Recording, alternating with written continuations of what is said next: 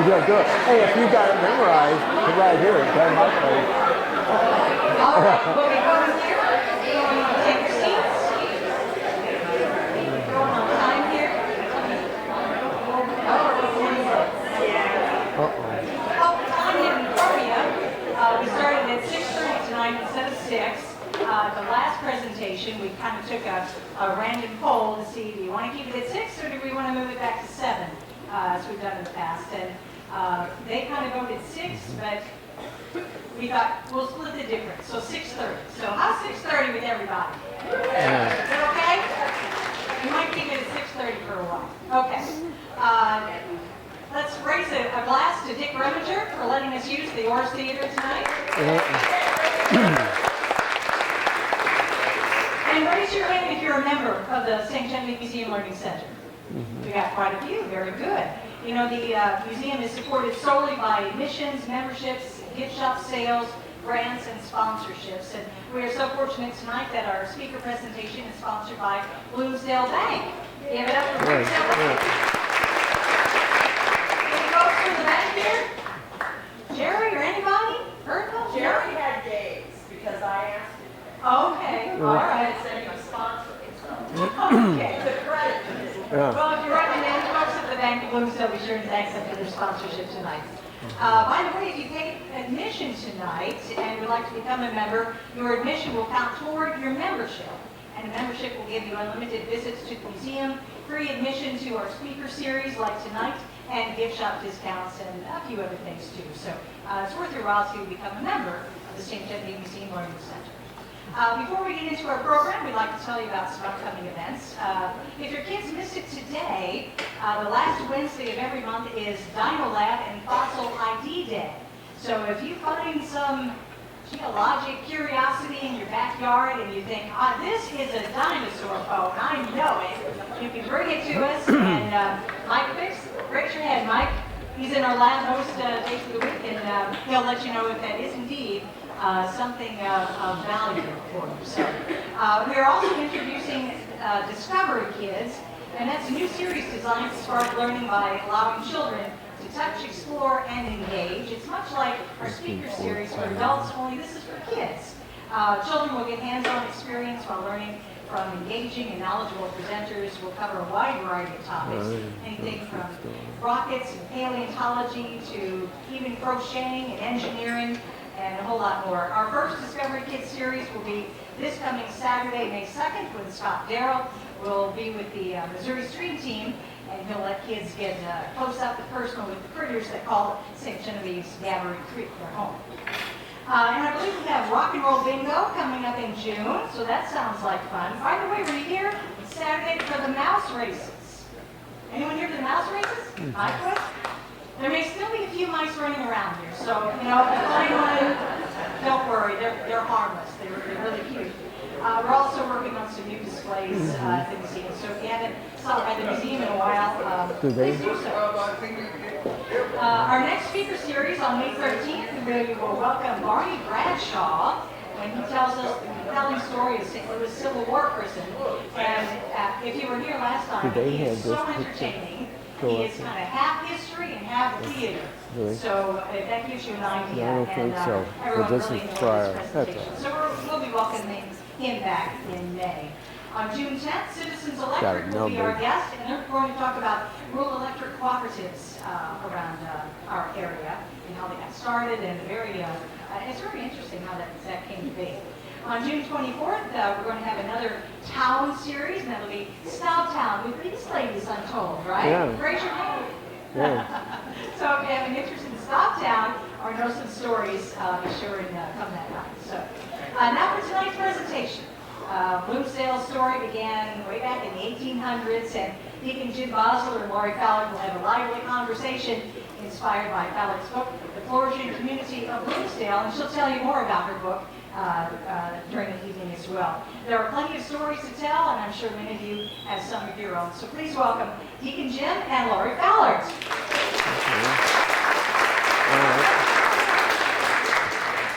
You notice Laurie handed the mic to me. This is by Bloomsdale, and the interesting thing, This is really a narration of a documentary of Bloomsdale, the various businesses, the history of them. Was kind of interesting. I kind of look at Bloomsdale as a homegrown town. And I say that because if you look at the various communities around here, you go up north, you got Festus Crystal, you got the Herky, you have their mining, the lead, the smelter. You had Pittsburgh Plate Glass. You go out west of us, you got the mining places out there of lead. St. Genevieve, you got the limestone. But what big industry we have in Bloomsdale, and it is really homegrown. All these businesses are little small mom and pop operations that came into existence because people saw a need and thought the community needed various things, and they came to be. When I say homegrown, we have some people that came into the community and stayed in the community and contributed a lot to the community. At this time, once again, I'm the narrator. Laurie was the author. And Laurie is the daughter of Delmer and Ruth Schwent, married Mark Fallert. And they have 3 children, Tyson, Hannah, and Dustin. And I mention their names because this goes to a project, how this got started. This book is the result of an inspiration that started with a school project. My daughter, Hannah, was in 3rd grade at St. Agnes when this started. In October of 1994, her teacher, Mrs. Linda Lurk, assigned the class to write a report. She assigned each student a business in Bloomsdale and asked them to, or her to interview a person about that business. Hannah was assigned Dewdrop Inn. That was a good one. And she got to start out with Dot Isobice. She learned a lot right there, no doubt. At that point, Laurie realized the people in Bloomsdale were missing a great part of their past, and Mrs. Lurk had sent home a copy of all the reports that were written by the students, and there she decided right away that I was going to take this information and continue on with it. And she ran with it. 6 years of work put into this to come up with what we have today. And the book was completed in 2001, right? 250 pages. Now I had this book sitting in my home, and I just looked at pictures and looked at a couple of them and never did read it. Read it twice. The first time took 8 hours, the next time 6 hours. So we're going to try to put a presentation here in 2 hours. That ought to be interesting. She wants to, and it's in her notes there, that she appreciates all the help that she got while she was making this documentary. And she did a lot. As I was going through here, the things you won't get to see because of time element is a lot of documentation that she went to the courthouse to verify her information. You'd have never got me to do that. I got news for you. Right now we got a picture of early Bloomsdale, 1916. At this angle, you're going down through the town of Bloomsdale on, that could have been 25 at the time. And to the left, you see a tall house in the background. That was a hotel, in my understanding. And then about midway is the Uncle George and Jenny's store. That time might have been Bader's store, if I'm not mistaken. Yeah, Bader's Mercantile. And then to the far right would have been Mill Hill, and that was a mill, but we'll get talking about that later. The start of a new town. Originally written was that the town was settled about 1790 by 2 French families migrating from St. Genevieve after the Great Flood of '85. The 2 families were the Janus family and the Declue family, followed by the Placet family.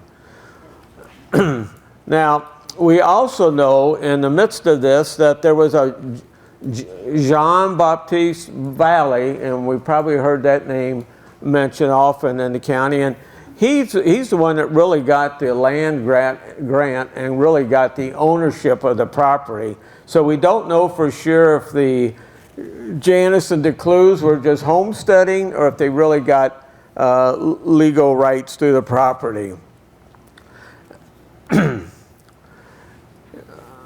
Let's see, Valley acquired the property in 1797. You don't have to take notes on this. It's okay. All right. Yeah, we won't have much of a test, so that's okay. 1824, John Baptist sold a piece of the tract to Michael Placid. So now I guess Placid realized they can't just settle on the ground. They're going to have to buy the property. So they bought some of the property. This is known as a survey, and she married Mike married one of the local girls. They had some children. They divided the property. Now, as I go back to this a little bit, the clue, the property that they ended up on was actually the property. If I get to the people that are more familiar with Bloomsdale, it's where Love's is right now. It would be Vince Basler's property. That's where they settled. And the Janice family, one of them ended up on the Albert Eisenbei's place. Do you remember seeing that? I do here somewhere. Page 3. Is it here? There we go, okay. The first two families settled here at Valley are said to have settled follows. The Janice family on the Albert Eisenbei's place, which would be where Wally was raised, back that road just before you get to the establishment. And the other one was at my Uncle Vinny's place. It was a Kurtz farm at one time. They bought it, and of course now Love's Station is there at this time. I have some plats, I guess you call them, survey plats here, that Laurie went and verified everything. German settlers immigrated to St. John County in the 1850s. And some of the early German names that we're familiar with in the area was Bader, Boyer, Eisenbeis, Grass, Hoffman, Jokers, Kurtz, Kirchner, Schilly, Werner, and there's many others that were familiar at this time. When the people decided to establish a post office in 1874, some of the old settlers, two of which were Mike Drury, grandfather of Jim Drury, and Alexis Cairn, then a boy of 13, met to discuss a name for the town. At that time, there was a priest living here by the name of Father Bloom. So everyone thought they had named the town after him. Mrs. Alexis Cairn says that it was named before Father Bloom came here. Alexis is the great-grandfather of Austin Kurtz and Lex Cairn. Mr. Cairn mentioned that there was a teacher by the name of Lapart, whom they discussed in situation. When the students could not decide what to name the town, he decided, let's call it Village de Clou, the name for this beautiful place.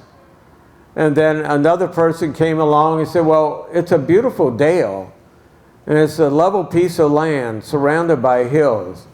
And as it was in the spring of the year and everything was in bloom, they called it Bloomsdale. Makes sense.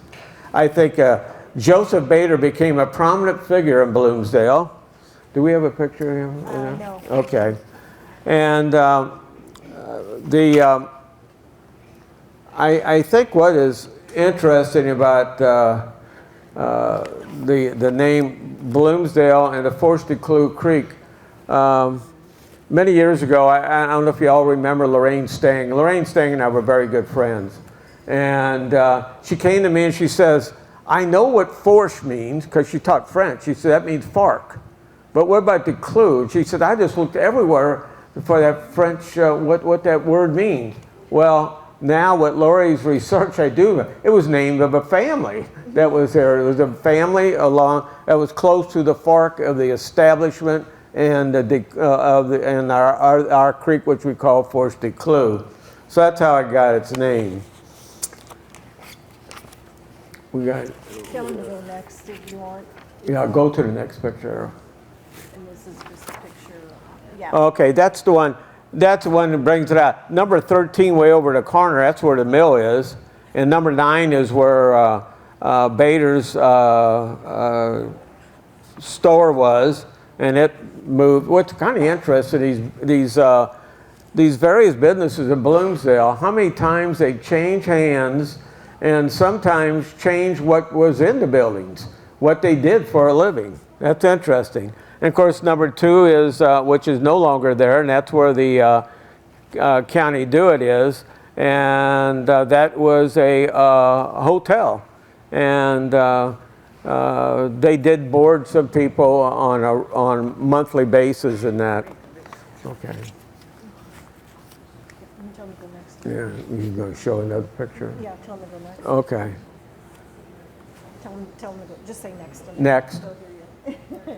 There we go. There's a picture of Bloomsdale in the early days. To the right is a store, and you can see Bader's Tavern, the post office. The creamery is in between the post office and the bank, and then right above it you can see sticking out, that's the the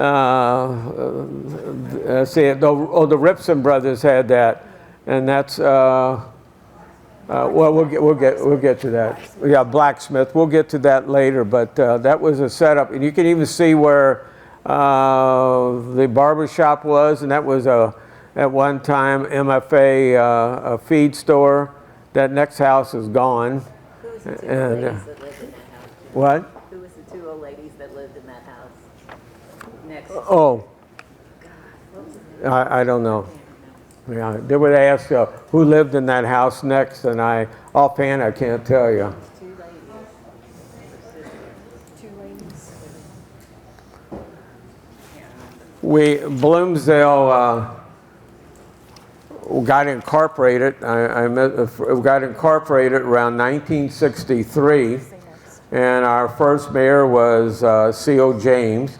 And if you're familiar with that name, C.O. was the individual that ran the public school system at that time. He was the principal at our public school. And we'll hear more about that as we get into the schools around here. Tell them to go next. Say next. Next. Okay, that's more of a recent view. You notice the creamery's gone, and the post office is there, and of course the bank, as it is, more or less like it is today, other than the post office gone, there's a big parking lot there now. Okay, tell them to go next again. Next. This is the incorporated name, yeah. Okay, that's a community betterment. That's the Governor Hearns there, and that's Lou and I think Wibby Grass getting some type of an award. In fact, we got an award that the two of them, I'll go back. Yeah, this is it. Okay, Wibby and Lou Shilley and Wibby Grass at that time. Right. We also got an award when we got in the community betterment program for beautification. And I didn't realize we got an award, and Wibby and Doris went to Washington, D.C. to get an award for that particular project. Bloomsdale then annexed some more property. At that time, it was around, you can next. Okay. They annexed some more property, and they got the property where Love's is, and that whole bottom ground was annexed in around '68. That is the locals working in the park. The city decided it'd like to have a park, and we got some government funding through this betterment program, and that was the people working in the park at that time. It had its ups and downs over the years, to say the least. There was times we had funds. The J.C.'s came in the 70s and did some work, and then all of a sudden it died down, and then later we got a grant, and we were able to finish, do the park, fix the park up, and get some things accomplished in there. And And it ended up being a nice looking park. At first I didn't see many people using it, but today I see quite a few people using it. I'm using the headings that are in the book. We can go next. Yeah, go next. Okay, they're talking about the telephone system, and that is beyond here, but I'm going to talk about the water and sewer system that we got in Bloomsdale. Tell them next. Huh? Go next. Next. Yeah, there you go. There's our water tower and the putting in the sewer system. The water system was installed in '65 and the sewer system in 1980. Bloomsdale Excavating did both of them. We've had upgrades over the years, and thanks to Marvin and Ethlyn, they've been there to help us out and provide the financing that we need for the upgrades in our community. We got a lot of information. Next. Okay, this is electric coming to Bloomsdale. Page 27. You can just read that. Yeah, you can Okay. just read that. That's fine. Okay, the electric had been run through the Mill Hill area up to Modern Garage on Highway 61. Theodore Cairn went to Washington in 1947.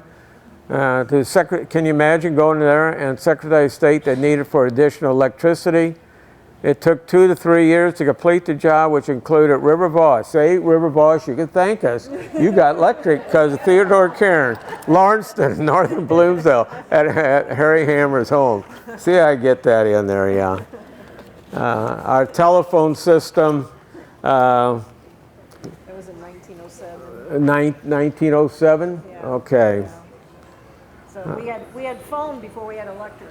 Yeah, that's good, that figures. Phone before electric. That's interesting. That's good to know.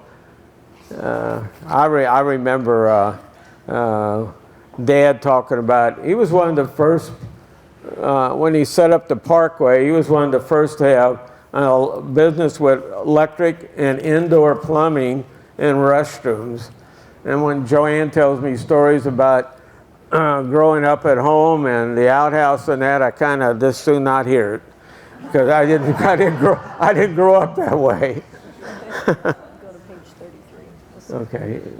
Okay, next.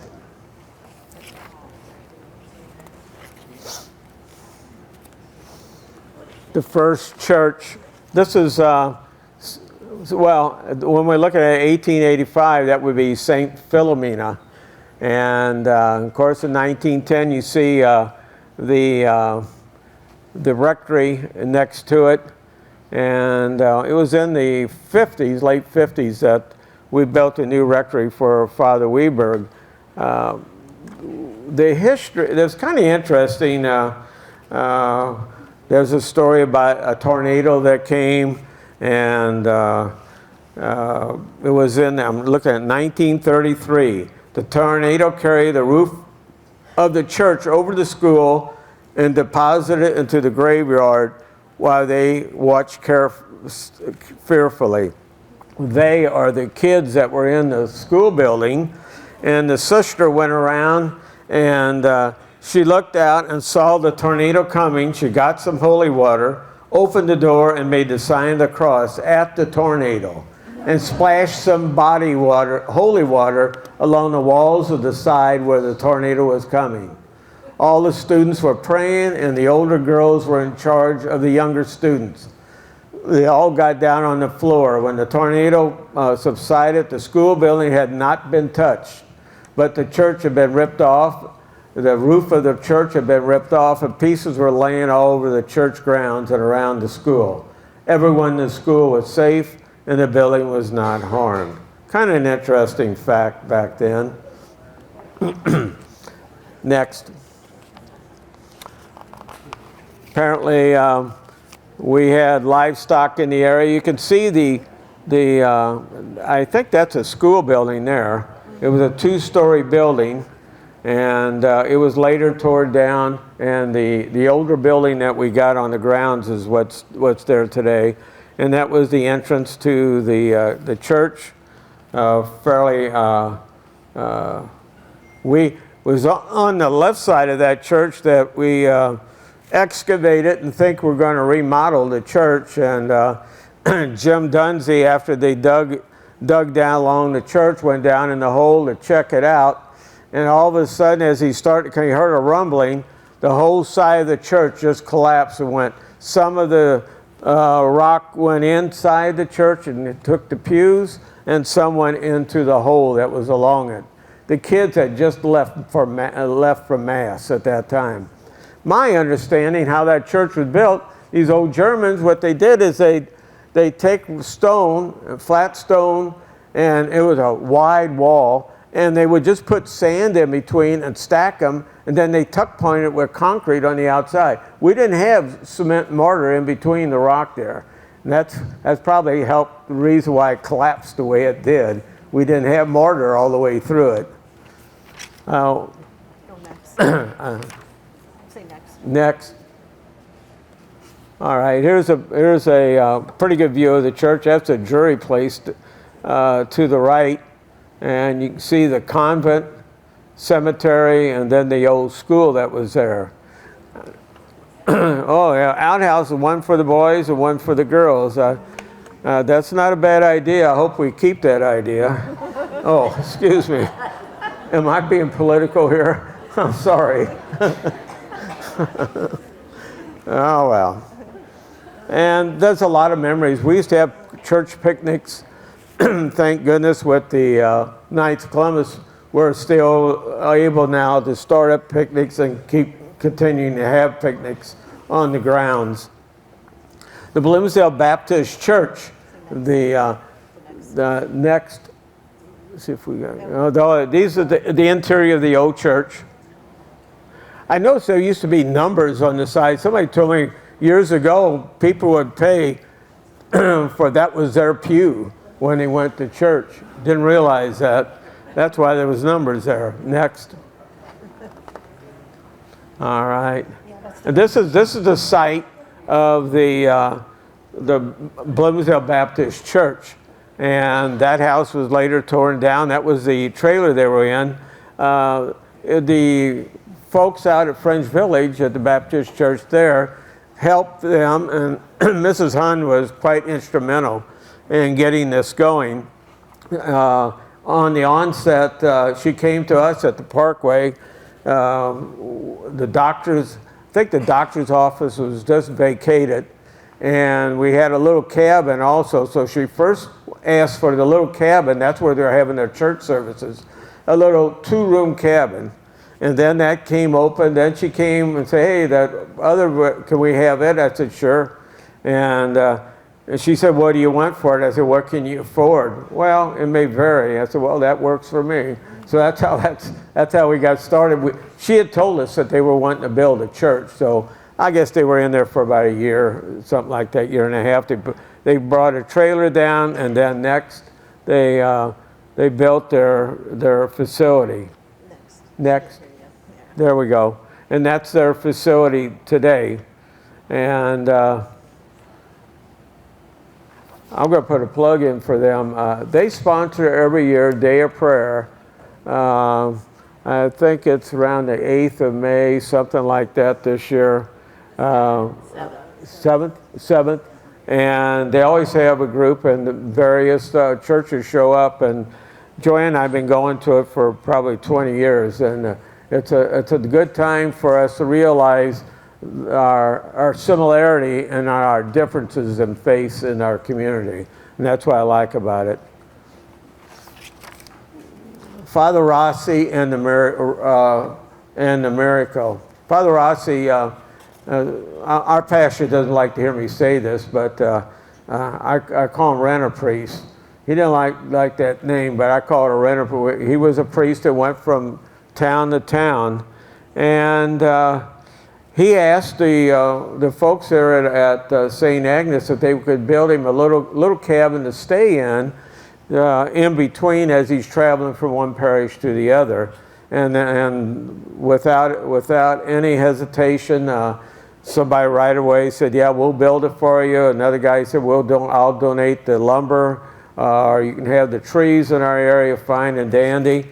And they say there was a miracle took place because when Father Ross came one time, he came by and he saw that this was on August 29th, 1853, he saw that they needed one more log to finish the job, and he asked why they didn't finish it, and they said it was a foot, explained to Father, it isn't long enough. Let's see if they had the dimensions, it was off. It was like a foot, 6 inches a foot, something like that. And they were going to have to go out and cut another, some more timber to fill in the slot. He said, no, you're wrong. It'll fit. No, it's not going to fit. We got several people measured it. No. Well, he said, get it up, try it. Put it in, it fit perfectly. And they immediately say, didn't I tell you, said Father, you see, it fits. It's a miracle, it's a miracle. Whether it was that or they couldn't read the tape very well, I don't know. They might have been, celebrating a little bit as they were working and maybe they didn't read the tape right, I don't know. But that's the story they tell about him. Well, the strange thing is, about a day later, he gets a call, the Establishment Creek is up, he gets a call to last rites for someone, and lo and behold, he doesn't show up, and come to find out, he was swept away, and they found him in a tree, his body in a tree. They brought it back to our parish, and one of the things you don't see done very often, but it was done at that time, they decided that let's bury him in the church. So in our old church, on the epistle side, which is the right side, he was buried in the church. And the priest from St. Genevieve is the one that did the ceremony, and he said, yeah, it's a perfect place for him. So you're probably wondering, okay, where's his body now after we built the new church? It was brought up, and it's in our cemetery today. There's a place where we put his body in the cemetery. Next. I skipped all the way over. I skipped all the way over to that. Oh, okay. It's up to you. But Okay. I'm going to look at early day of living. Laurie spent a lot of time talking about what do they do in the community, and there was apparently did a lot of dancing and the various halls. We had 2 or 3 halls in Bloomsdale where they did some dancing and what have you, and also we didn't mention much about. There is a section here about slavery. There were very few slaves in the area. There was 2 families that had about 4 or 5 slaves total, and I don't know if you remember if you go back Becker Road, there's a wall as you go back the road. They claim that was built by the slaves, and there was an old rock house back there that was built by the slaves. Am I right on that? Yes. Yeah, okay. And I remember the night it burned. I was working at River Cement, came home after evening shift, and at the house, their mom and dad were outside, my Uncle Adrian, Skeeter Schwint, and myself, and you can see the fire department over there fighting it. I'll never forget that night.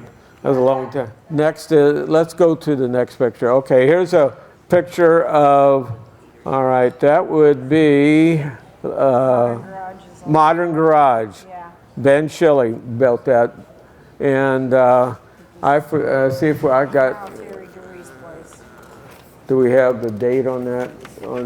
Down, we have it down for, I mean, there's another picture. Okay, This is just all right. showing That's the going through. pathway. To the right would have been my grandparents' house. That was a little service station there along the road. My grandpa Basler had that little service station there. And later in years when 25 went to Highway 61, Uncle Franz took that building, and it's a chicken house today back behind his house.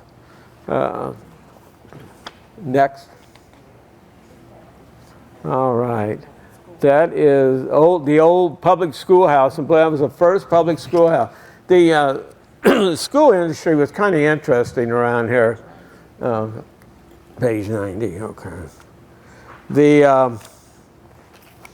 It was mostly one-room schoolhouses, and in our area there's about a half a dozen of them. Clement Road, on highway, on Sugar Bottom, and various locations.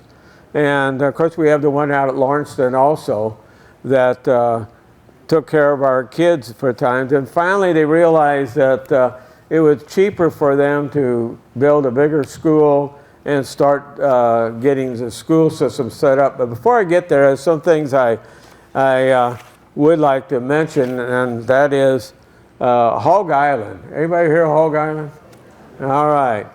Many people today talk of Hog Island, but not many really know about it. Hog Island got its name because of the big hog raising operations that took place on an island off the Mississippi River back on Clement Road. That's how it got its name. Okay. And so hog farming was a big thing back then.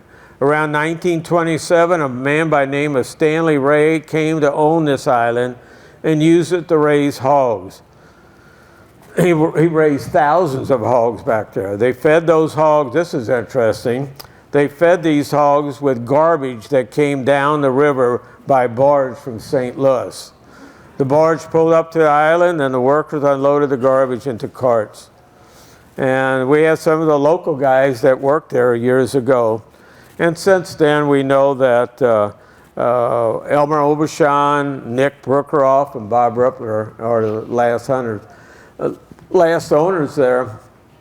Hunting was a big thing in this area, and we had various hunting clubs. I know my father and well, Laurie, you belong to the 40-acre hunting club. It's about 800 acres now, I think. Yeah. But they belong to the hunting club. Laurie's got a story in there. I got to read it to you. One hunting story tells of guys that went off on a turkey hunt. This is during Prohibition. Much of their surprise, yeah, right, they found something besides turkey. They found 2 10-gallon kegs in a sinkhole up from Big Springs. And I remember it was Fritz Riddle was the guy's name that had it. Of course, they could not just leave all these kegs there. 4 of the men carried 1 keg of the found whiskey out of the woods using 2 hickory poles and 4 belts tied together. It's not sure who actually kept the kegs, but needless to say, they did not get any turkeys and their hunt turned into mischief. Well, there's a story about that. There was a 5th person, 5'4", little short guy that didn't kind of fit in with the carrying of it, and they said, "Boone, get us back to Bloomsdale." Well, Boone was my dad. But that was a little tidbit that Laurie had later in this book, and I read that. I said, "Oh, I can tie this together." Various ways learning a living in the community. One of the big ways was Theodore Cairn started a quarry, and quite a few guys worked there from the Bloomsdale area. And he worked with Rumbar people, talked Mr. Rumbar into helping him finance this venture, and it turned out to be very successful. As here, Flavian Swin had 3 head of horses and grader, and he graded the roads for money years ago. Lurie Kirtner, younger days, he lived back White Sands Road. This is kind of interesting. And worked for $30 a month lighting lights along the river for the boats on the river. They traveled at night. That's kind of interesting. And we had a lot of mothers that started starting little, well, weren't really daycare. They would, basically it was a daycare, but they, maybe take care of family of kids and what have you. And that went on a regular basis in the Bloomsdale area. It talks about a lot of kindness in Bloomsdale, and you saw that in rural areas a lot, and that's when building barns, you see it on TV, but they actually did that around here. They helped one another, they erected barns, and maybe if they put an addition to a house or something of that nature. And later, they even had, talks about here that many of the funerals were in people's homes. And I thought this was kind of interesting. And starting in 1940, people were laid out at the Basler Funeral Home in St. Genevieve.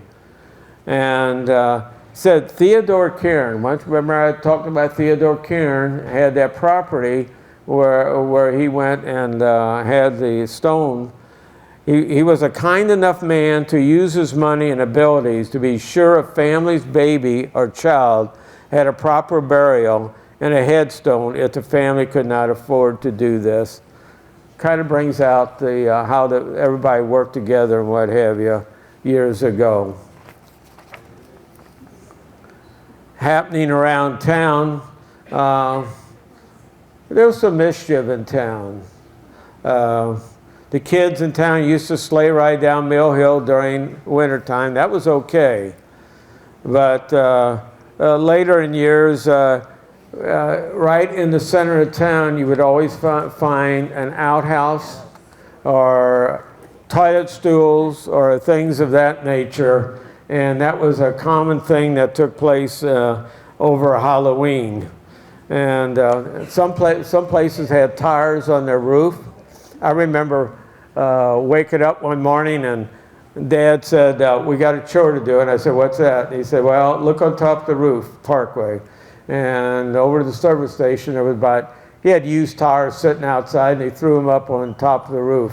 Well, needless to say, Dad saw who did it the night before. It was one of his workers. The first thing that worker did, without pay, get the tires down from on top.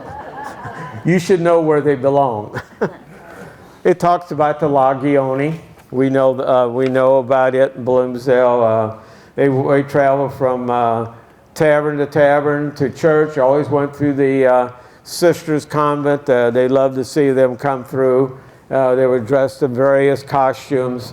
And I didn't realize that they actually went to St. Louis and performed. And I'm going to see if I can find that article, because this is an old French tradition. They performed twice that day, and this was in the year, let me see, April 1953, no, oh yeah, they did it actually in April 53. The Bloomsdale group took their song and dance to the Kiel Auditorium in St. Louis for a festival of different groups. Of course, they had to take a 16-gallon keg with them on the way. They performed twice daily that day, a 4 p.m. matinee and again at 8 p.m. A couple of guys didn't make it. We probably know why. They were working on that. They were guarding a 16-gallon keg. The group was the only one to receive standing ovations for both performances. It was interesting, the Lagioni. I remember Wibby Grass had a cattle truck, and a single axle cattle truck, and that's where they loaded a guy. He'd clean it up, and Greg, his son, and me got to clean it up a few times. And the Lagioni troop would travel in that truck with them. It smelled a little bit, but that's all right. We had a baseball team back in the 20s. And of course, we had the infamous BAC that kept sports going in the community. And it seemed like a lot of the businesses would have had horseshoes and that type of thing going on. Transportation was interesting. It's a picture. Oh, this is a group. Let's see. That was unfortunately St. J. Bicentennial, 1935. I remember Mr. Bader had an old 1916, wasn't it, something like that, truck? It was Jeannie here, wasn't it? Yeah, right. Okay. I remember seeing that. I remember sitting in it. Joe Bader bought the first truck in Bloomsdale, 1909 International, and Edgar Drury bought the first car. It is remembered by many that the first owned cars in Bloomsdale were Joe Bader, Joe Isobice, and Father Hassel. Now, I haven't mentioned Father Hassel, but he was our pastor for 40-something years in Bloomsdale. They move him a little more frequently nowadays. Next. That was one of the first accidents in Bloomsdale. Establishment Bridge, then Highway 25, now Highway 61. That took place there. Fender bender in the picture below is that of Flavian Schwint and Sebastian Figge.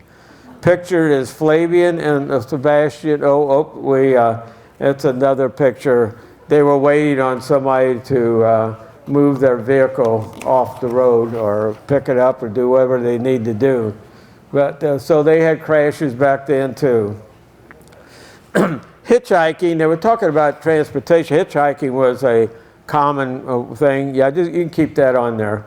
Hitchhiking was very common in those days. Gene Gerard tells the time when he hitchhiked to go to a ball game in St. Louis. And he remembers Stan Musial. He had a home run. Wasn't many years later, he ran across Stan Musial and mentioned it to him that he was at that game, and Stan remembered it. Can you believe Gene Gerard blessed him and gave him a hug? Yeah, you bet. No doubt in my mind. I love Gene. Okay, this is the State Highway Department. Building was built in '53. It shut down in 2001. They were in charge of the highway from D to, I think, Highway O. I think they covered that area for years, and then finally they decided that they no longer needed that, and they housed it in one big facility. I think it's on 32. The current Establishment Bridge was built around 1940. The highway became known as Highway 61. I remember the bed of old 25 went behind the parkway, Mom and Dad's place, and up on the hill, it did not go to that rock cut. It went up over the top of the hill towards the water tower and came out close to where the public school is right now. That's where it originally came out. That's where it came out at. There's still some asphalt there where the road was years ago. Okay, that's when. Oh, Bellevue School Building. That was the one over on Sugar Bottom, if I recall. Yeah, that was one of the old one-room schoolhouses, and it is a home now. Okay, next. Oh, where are we? Huh? I don't think she heard you. There it is. Okay, there we go. I guess everybody should be familiar with that. That is the public school in Bloomsdale. We always liked to go down there. They had a better ball field than we did at St. Agnes.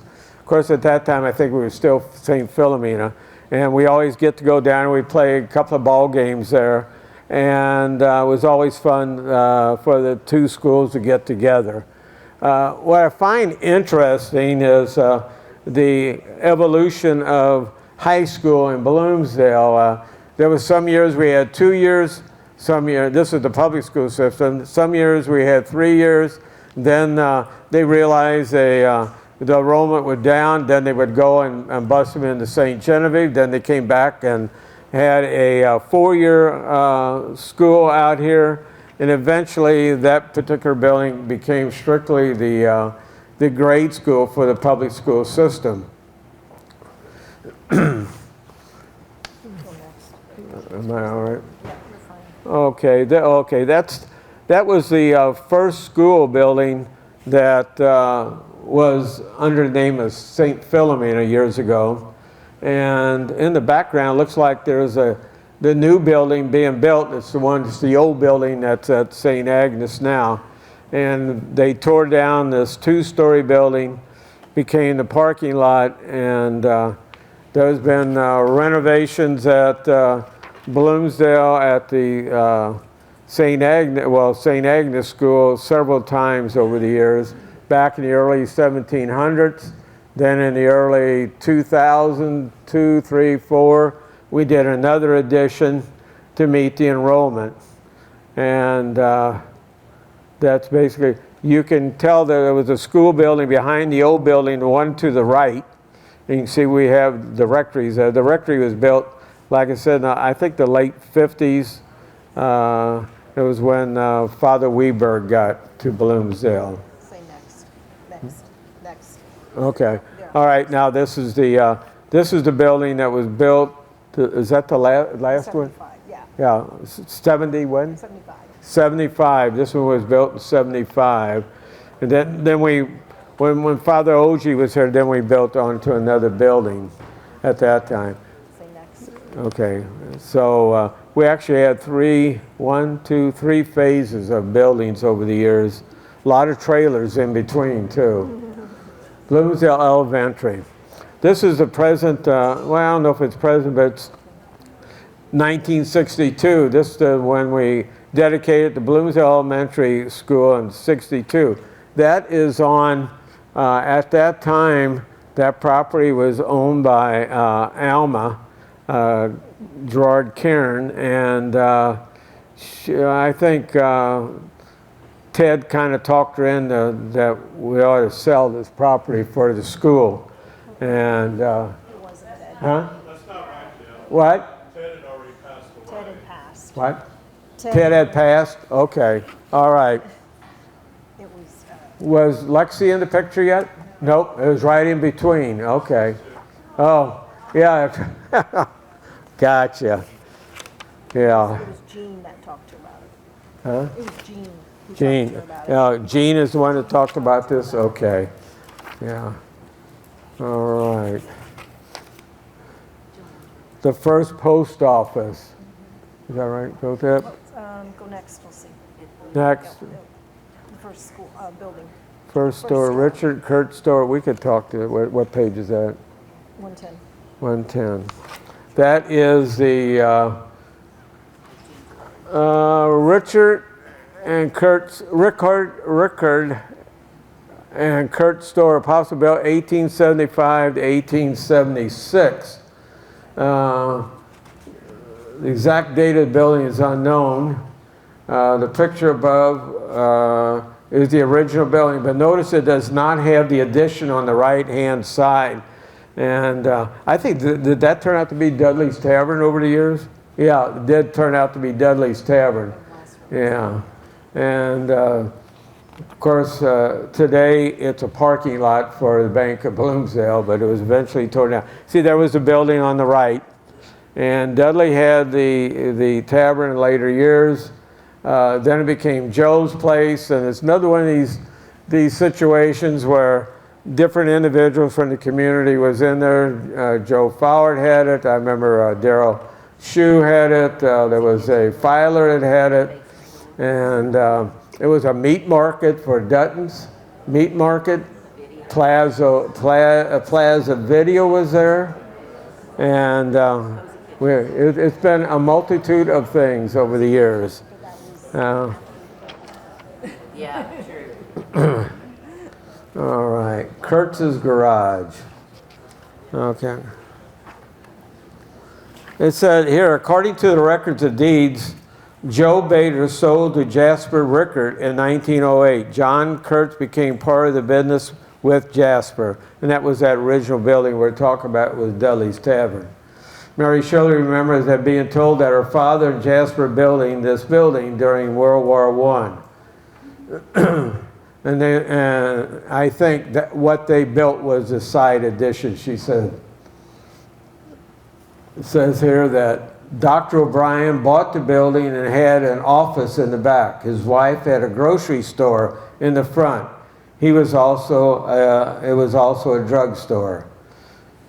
After that, Bill Fallert Sr. bought the building and had a grocery store. Leonard and George Kurtz bought the building from John and Jasper in 1918. They turned the building into a garage. The picture to be, okay, that's when it was Plaza Video. You can see the bank went in there.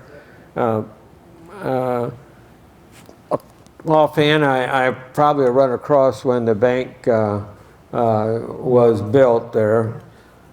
See, the picture This particular, oh, here it is. This picture to the right is how the building looked in 1999.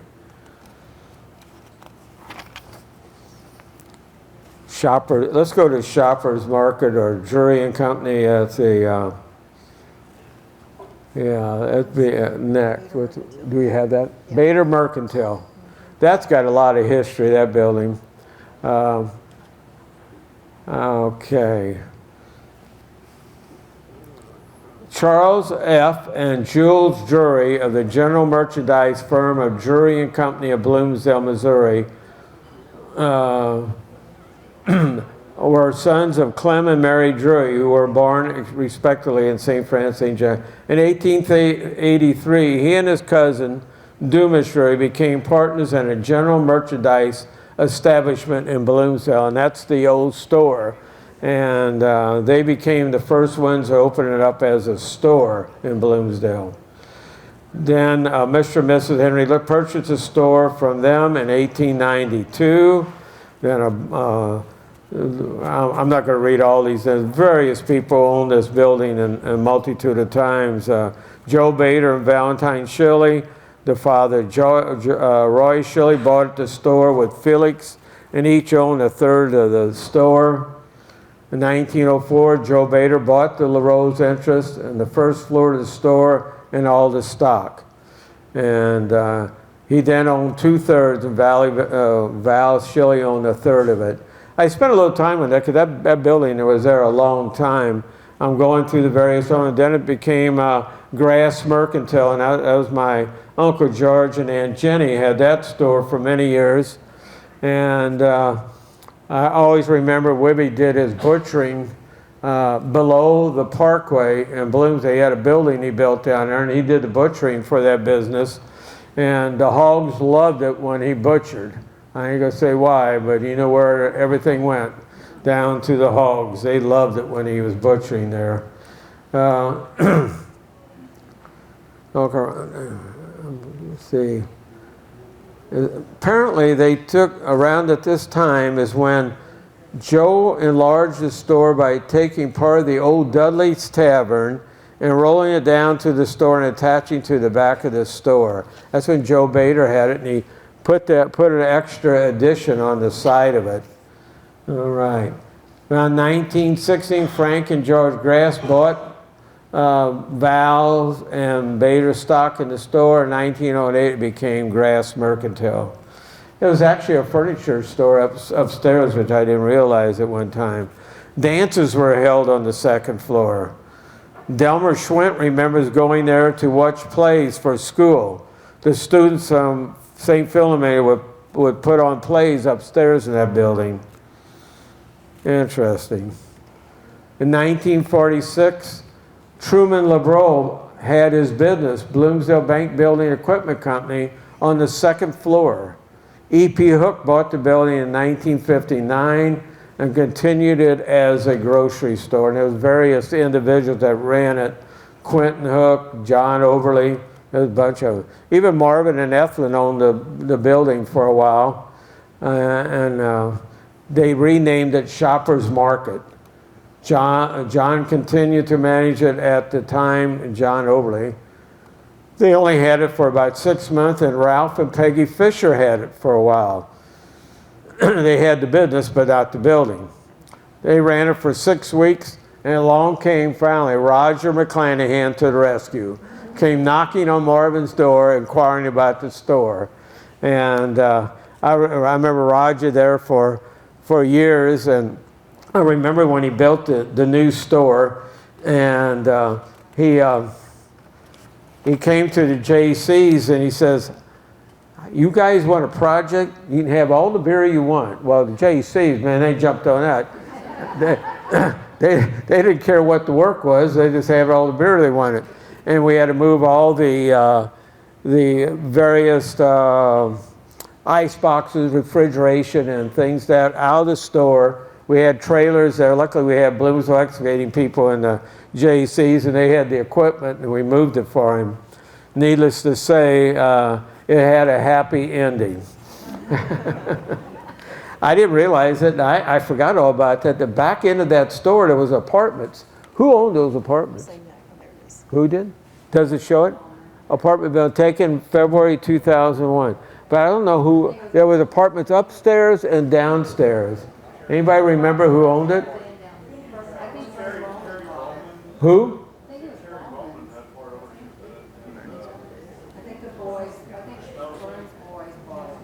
Oh, who's? Vernon. Vernon? Okay, they had it. Boys. Okay, gotcha. Okay. I remember moving somebody in and out of there already over the years. Now we go to the, of course that was torn down when, I guess when Dollar General came. I guess that's about time when Dollar General, that came. All right. And that's our built 77 picture taken in 2001. That's our present Mary's Market South. There we go. All right. Next. All right. This is the creamery in Bloomsdale. There's a little history back there. It says, Henry Lusk owned a piece of ground in Bloomsdale when the farmers in Bloomsdale decided to build a creamery. And the purpose of the business was to buy milk and make butter. The creamery was open for about 6 years before it closed. I remember a time it was used for storage for various things. And it said in 1890, Joe Bader bought the Bloomsdale Creamery Company. Joe used it to store all things in the building. But I don't remember that in 1899. From 1923 to 25, the building was used as a classroom for 9th and 8th grade. And that was for the public school. And I'm pretty sure that's where my dad got his high school education. Yeah, I know he had 2 years of high school, and I'm pretty sure that was where he had it. Different things were in and out of buildings after that. Sometimes it's sat empty. In 46, Marvin Drury and Wibby Grass rented the building and ran Bloomsdale Feed and Supply. They hauled livestock, feed, straw, hay, and whatever their truck could be used for. In 1950, Marvin and Wibby went separate ways. Marvin went into excavating and Wibby went into really livestock building. I don't know if you know, Wibby handled thousands and thousands of hogs and cattle and horses traded over the years.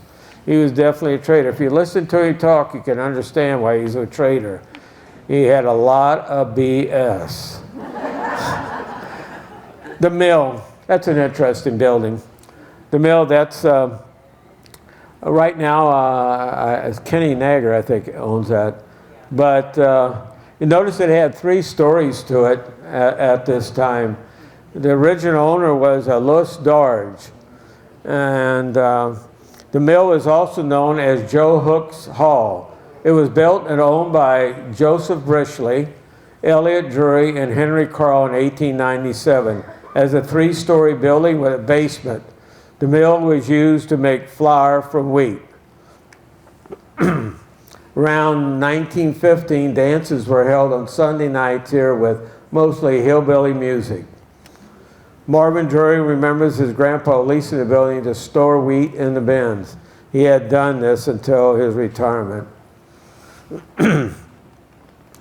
Eventually, we know that the top part of that building was taken down, and the Joe Hook family was raised there. And then the Wickerhams got it, and now the Nagars have that particular building and own it. It says Frank Hook and his son Joe, father of Eldred and Quentin, owned and ran the mill for 7 or 8 years. Later lived in the basement of the mill in 37. Joe Hook completed remodeling building, making it a home for his family. For some reason, I thought the Jokers, was there where the Jokers owned that for a while? A Joggers family. I might have missed it. Yeah, here it is. The mill was later run by Frank Joggers. That was around 1915, 1918. The Joggers, interesting family, that was Gus Eisenbeiß's wife's family. They had that mill. Then they moved and built, actually, the Dewdrop Inn. It was a mill. And they had that. And from there, we'll find that out when we get into Dewdrop Inn. From there, they went to Imperial. And if you ever drive through the streets of Imperial, right at the railroad tracks, if you look off, if you're heading towards 67, look to the left, you can see like Jogger Supply or something like that. The building is still there, of that family. The blacksmith shop. Joe Cairn built and owned the blacksmith shop in Bloomsdale. It is not known when it was built. The building was built on the site where the current Bloomsdale Excavating Office, well, it's no longer Bloomsdale Excavating Office, it's SR or something or other. But anyway, Midwest Marketing was there for a while too. The building was built on the site where the current Bloomsdale Excavating Office has their parking lot. The recorded deed records an exchange of hands between Joe Cairn and Alexis Cairn, Joseph's son, in 1873. It is remembered by some that Joe Bader was a blacksmith at one time. The records show another exchange of hands in 1907 between Joe and Margaret Bader and Andrew and Joe Ripson. And that's when I knew when those guys had it. I vaguely remember it, but there are memories of those two gentlemen. We have any other pictures of the old mill? I don't think so. It looked rough. No, of those blacksmiths. Okay, all right. That is Sycamore Hall as it looked early in 1900s. And let's see if I can find that. 137. Little history on it. A sale was made between Alexis and Joanna Cairn and Charlie and Mary Freeman. Chris Cairn is here right now. This Alexis, is that your dad's grandpa? Yes. That's it. That's what I thought. Okay. And Charles and Mary Freeman in 1892. The first licensed saloon was opened by Charles and Mary Freeman on this property in 1896. Mr. Freeman operated for several years and then sold it to Mr. Joe Bader, who later rented it to his son Frank, a bartender, and Edgar Drury, a barber. Edgar gave haircuts for only 15 cents. And there was a bar and pool table on the floor. Several people throughout the years had run the bar. Some of them were John Worth and Henry Brishley, and there's just been all kinds of different people that were in there in that particular building over the years. When the prohibition came into force, it was converted into a soft drink stand. At least soft drinks were at the top of the counter. What was under that's Laurie speaking there. What was under the bar was not such a soft drink. They even had slot machines there. Second floor was a dance floor hall known as Sycamore Hall. Gus Cairn remembers soda costing 10 cents and a hot dog costing 15 cents at that time. Helen Misplay remembers the broom dance.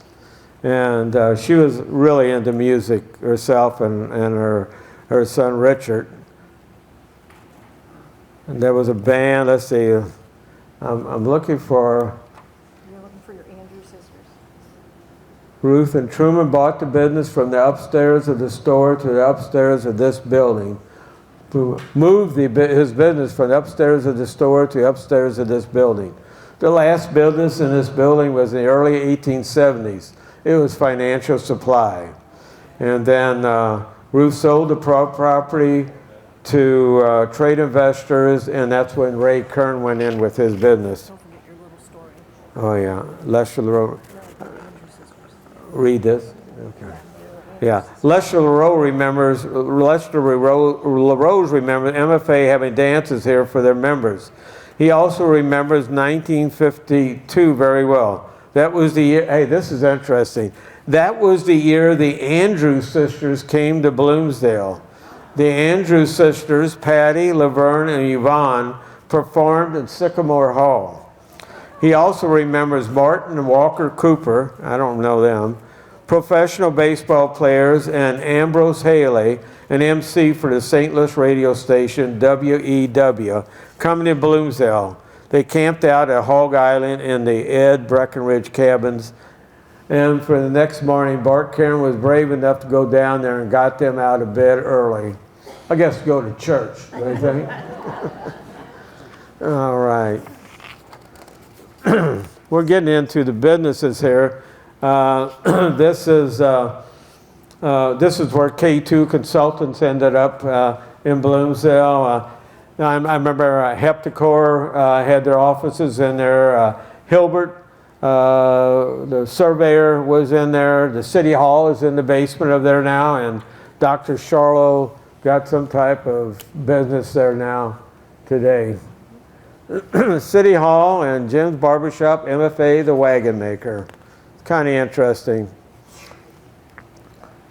Joe, I'm going to see what time. We got a 7:44, hour and 15 minutes. I gotta check, see here, see if I'm doing here. Joe Brishley owned a house where the current Shoppers Market stands. Next to the home, he owned a shop known as the Wagon Maker. They made wagon wheels, boxes, and caskets. That's quite a combination. To make a wheel, they made the spokes of wood, and they had the blacksmith make the hub and band. They would put the spokes in the hub, and the blacksmith would wrap the hot metal and a band around it. As it cooled, the band tightened up and held the spokes tightly. Now you know how those wheels were made. All right, you won't be quizzed on that. They made every part of a wagon. Some they thought they had the best wagons in the country.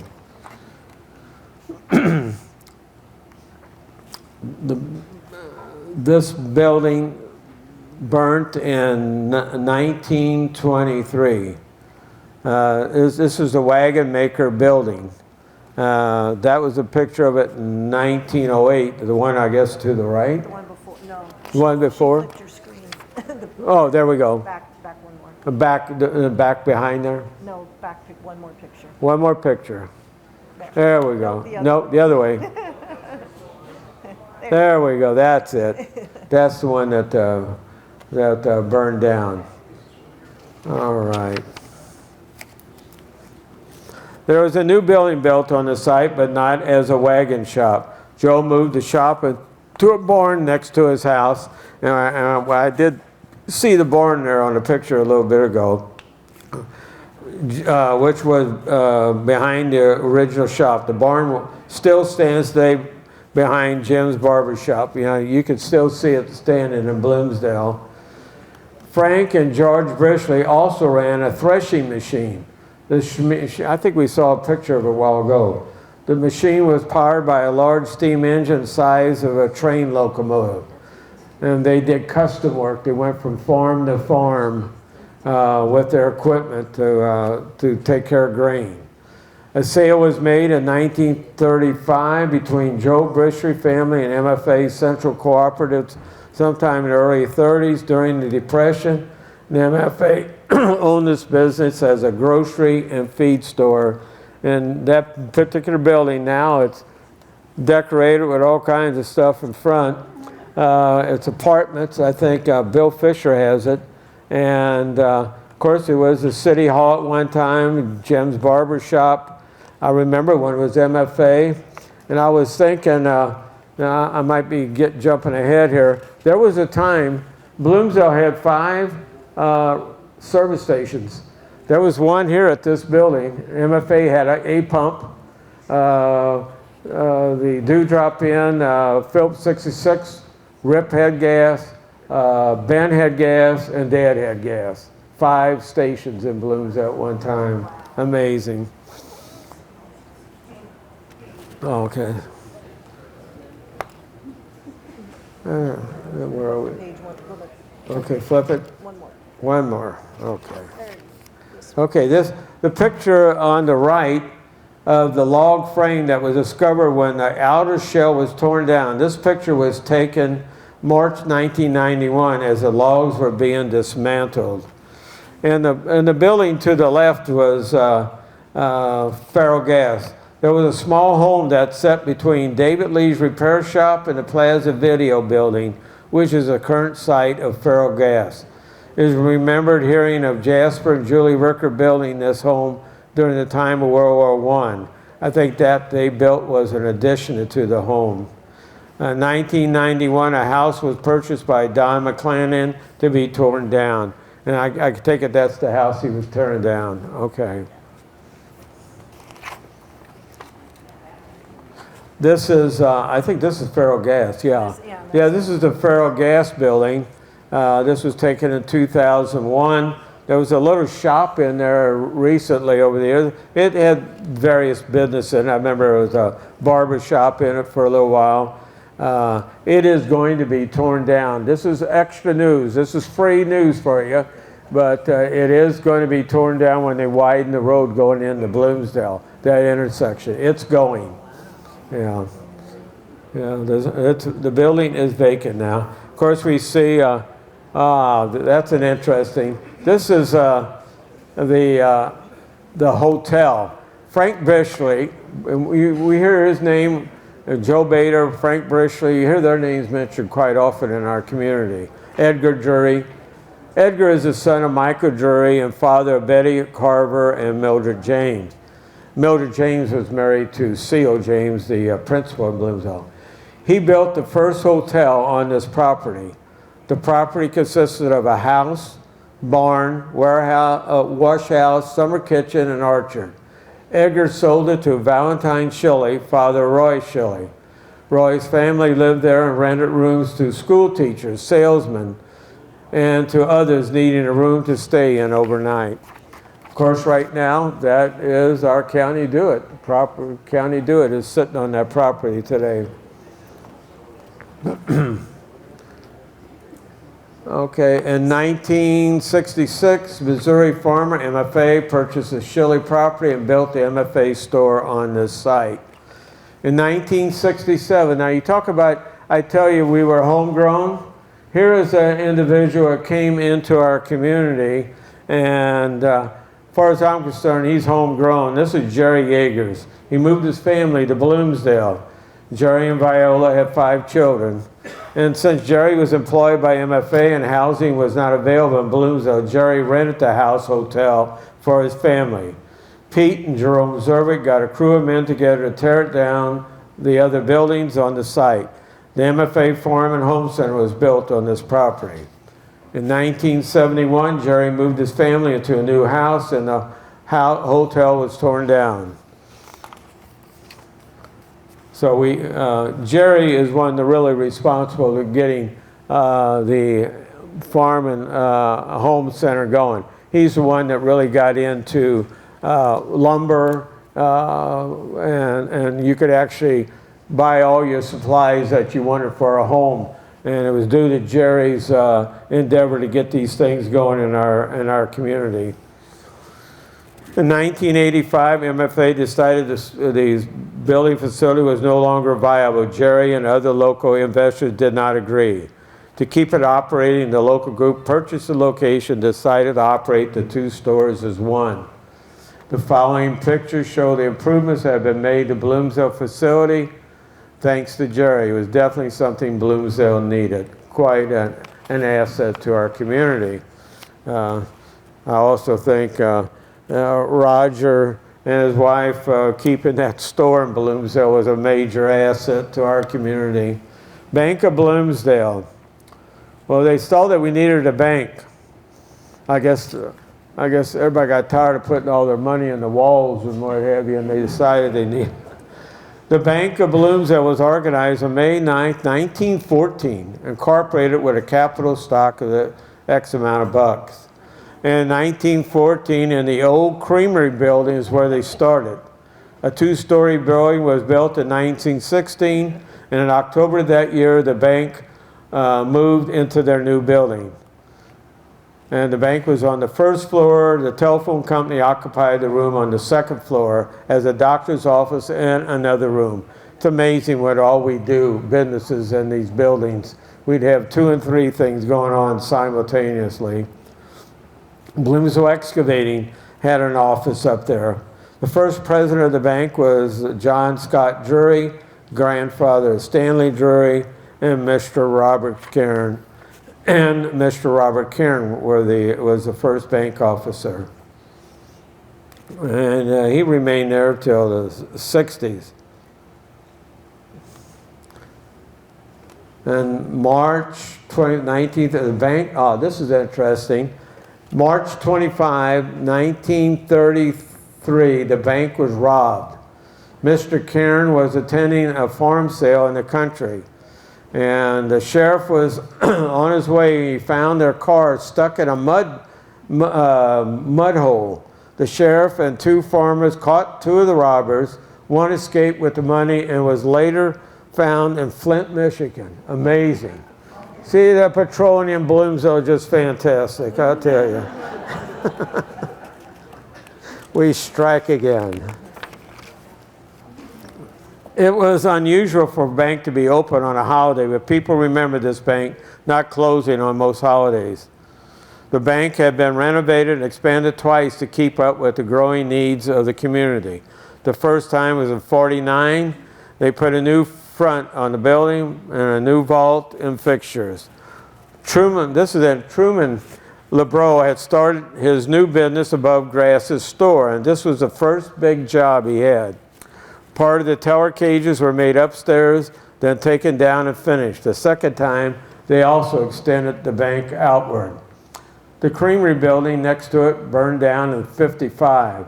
The bank acquired the property and made a parking lot on the west side of the bank building.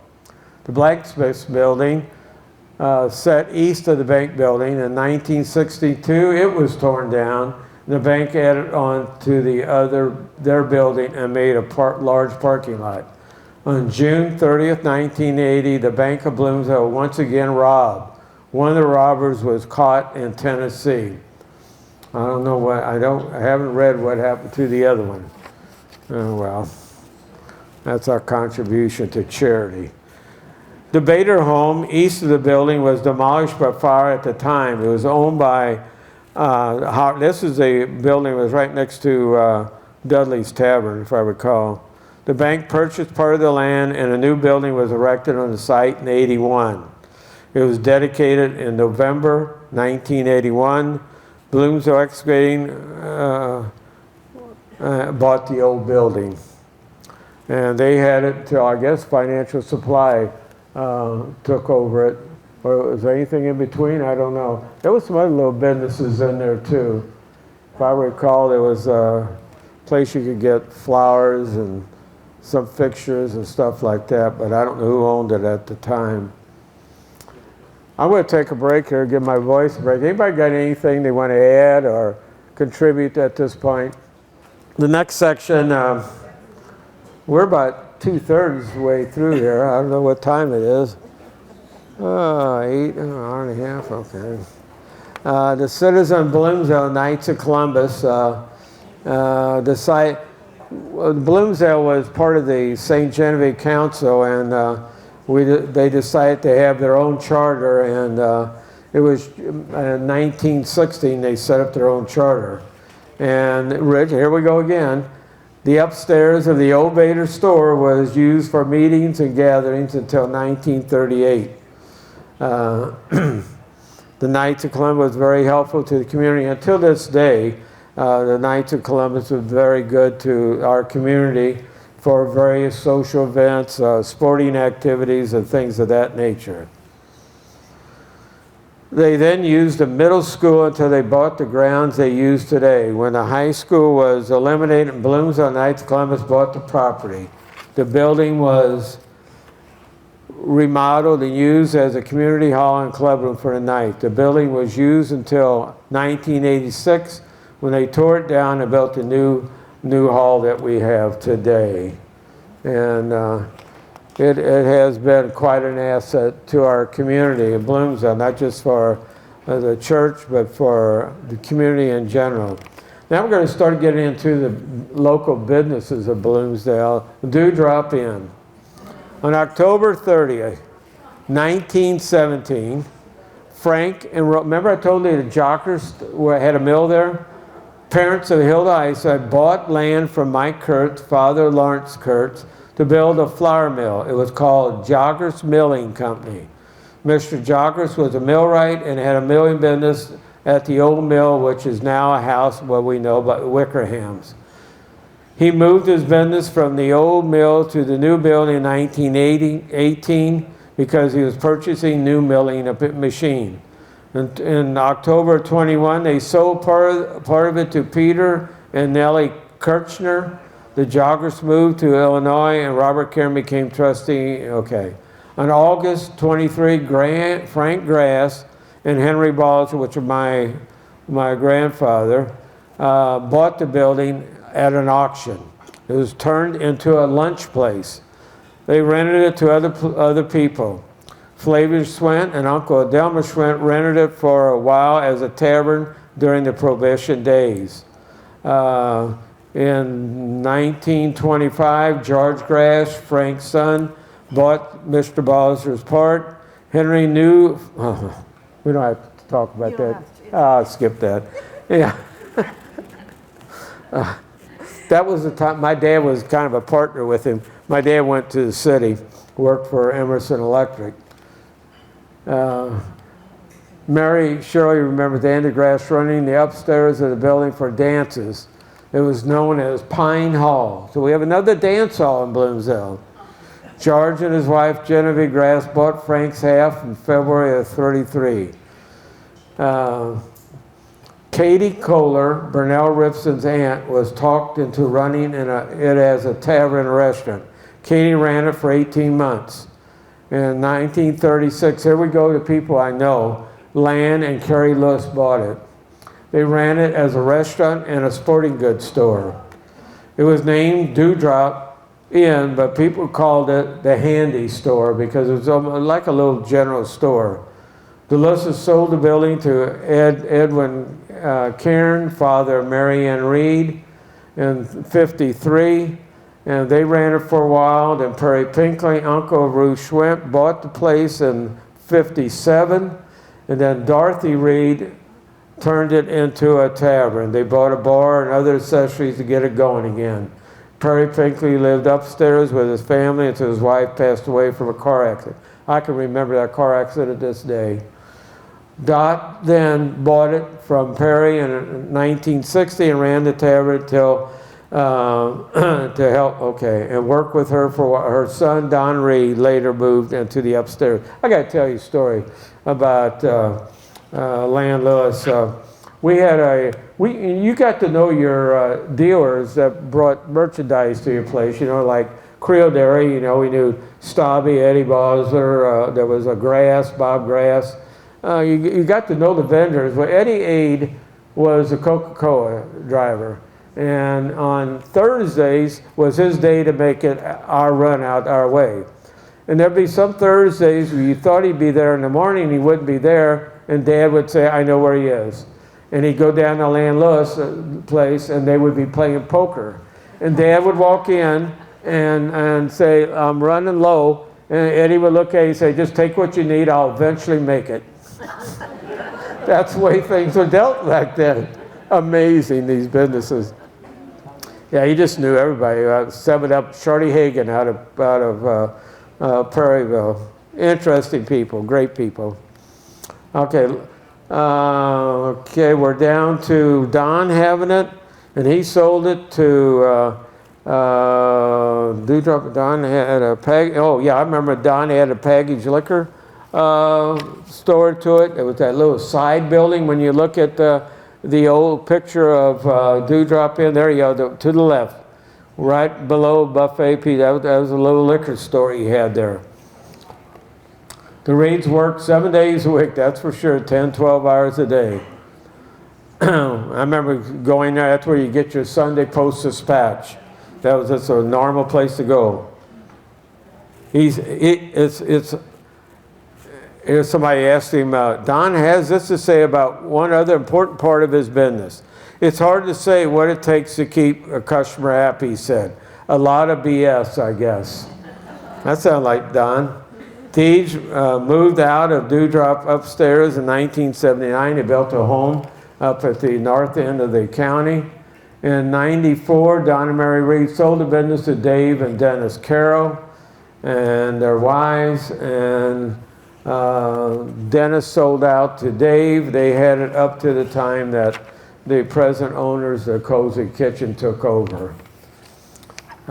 Shoe repair. This is kind of, I didn't realize, like I said, people move in the community, they added a lot to it. There was a small building that sat between the bank and blacksmith shop towards the back of the property. Joe Bader moved this building behind Bader's Tavern and used it as storage.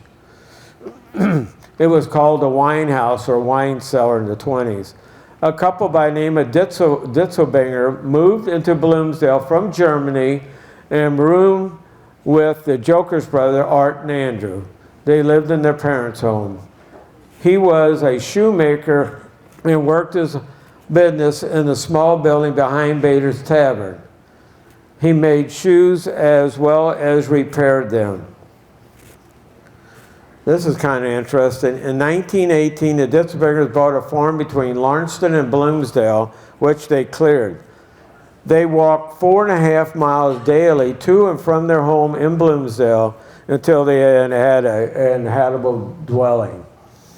Amazing. They eventually moved to a farm on Y Road, which the family, part of the family, I think is still there, own that property there, right? He continued his business and walked to and from Bloomsdale every day. His shop later moved to the back of Grass's store. At one time, it was in the small building that was originally Cairn Tractor Sales. This small building sat at the corner of Mill Hill and Highway 61, where the edge of the parking lot is for current County Do-It Center. That is a building I don't remember. I don't remember that building at all. Cairn Tractor Sales, Grass Garage.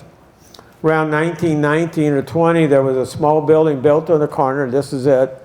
And from what is now the County Do-It Center, it was a small building made with tin and a sheet metal and looked like brick. Frank and George Grass built the building for his son to use as a garage. Harry Grass is the one remembered to have run it as Grass Garage.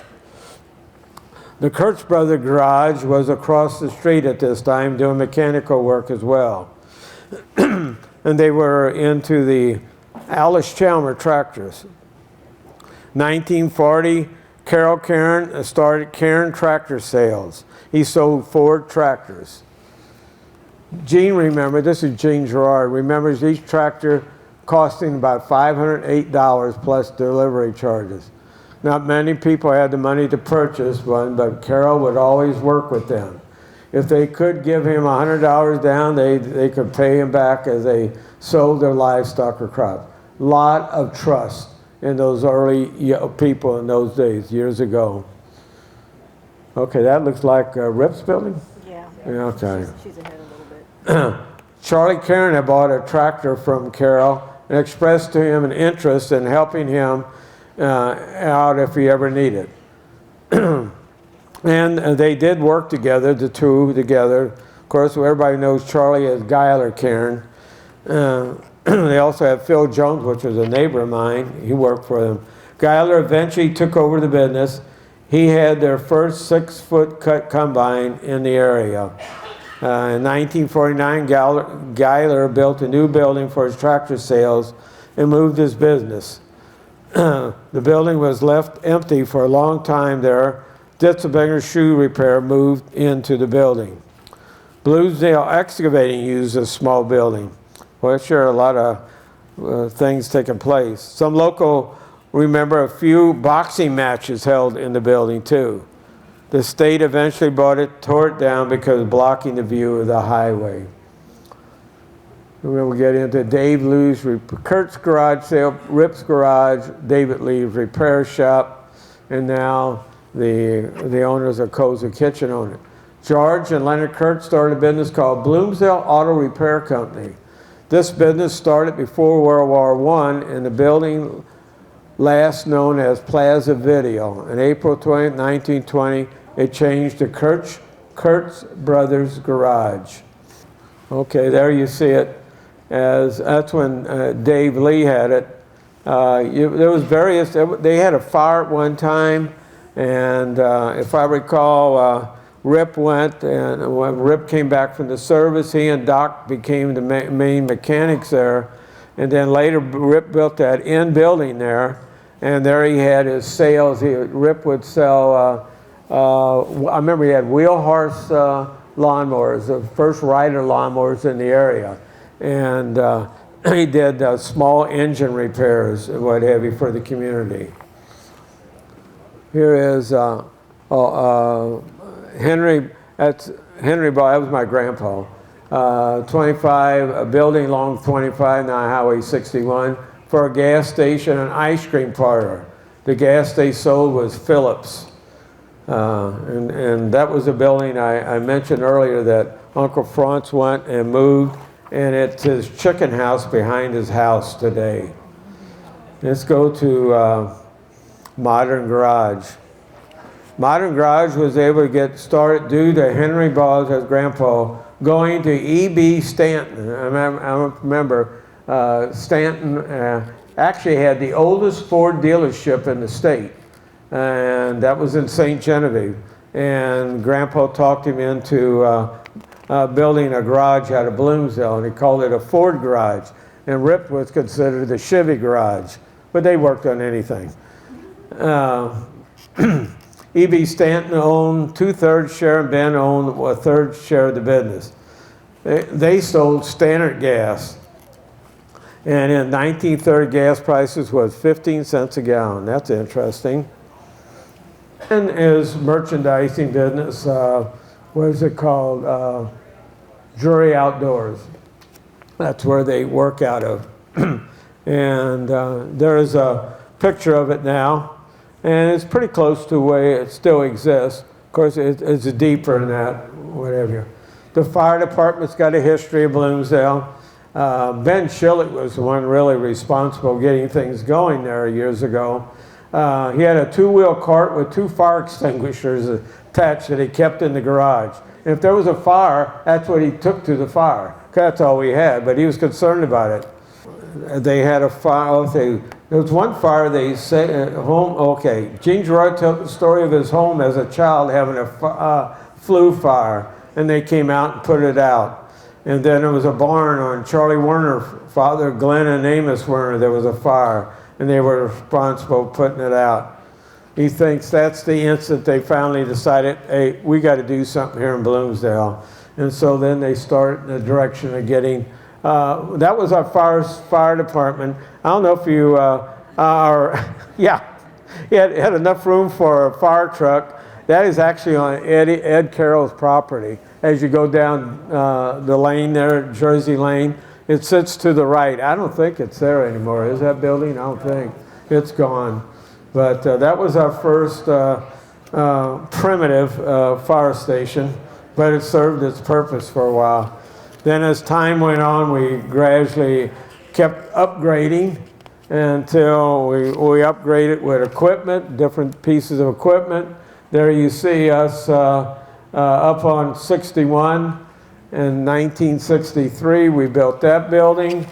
And then a newer building around 99. That's the present building that we have. And they do a real good job taking care of us in our community. Speed service station. This is, there we go. Lewis Brothers, 66 service built in 37. In 19th at Lansing, Lewis bought Dewdrop Inn and built a gas station next door in 37. It was down at the gas station, they had those poker games. The name of the gas they used was Flying Red Horse. At that time, it was a gas symbol for mobile gas. It was called Lansing M. Lewis Phillips 66 General Merchandise. Then later, his sons took it over.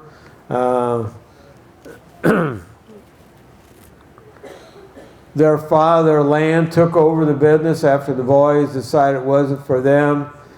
Jerry LaRose, which was Dudley's son, had it for a while. And then Paul Cairn had it for a while. Then eventually Ed Bowman bought the property. Ed bought it around 1960.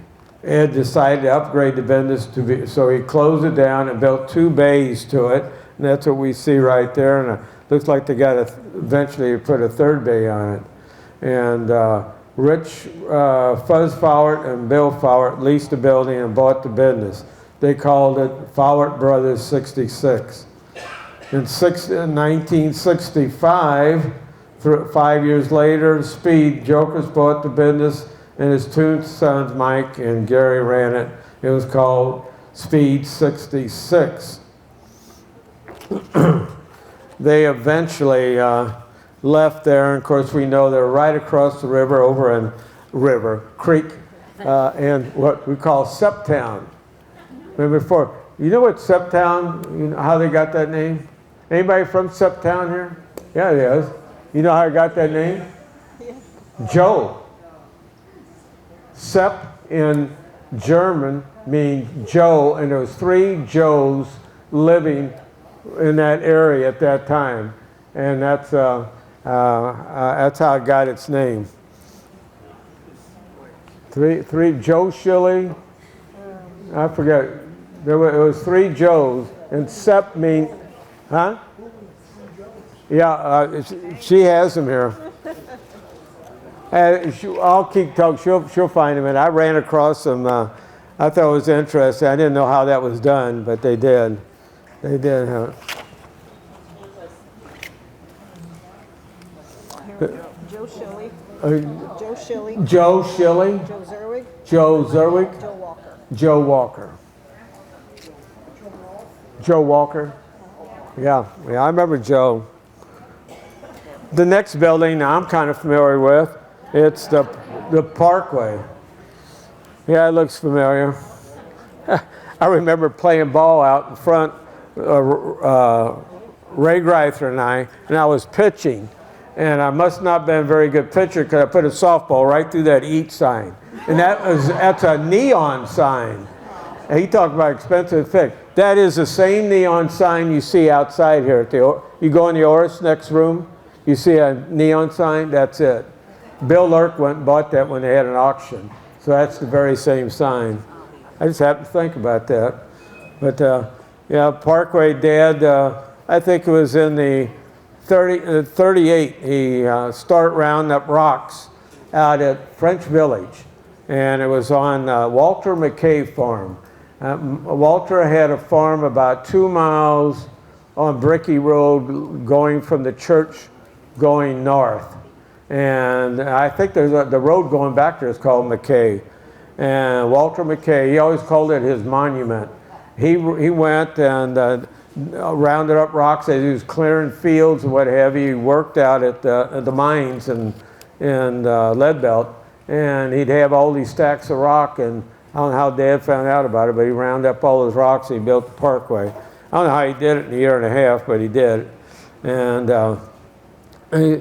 they have it. It was the first business building or home with running water for the kitchen and bathroom use in the Bloomsdale, Missouri.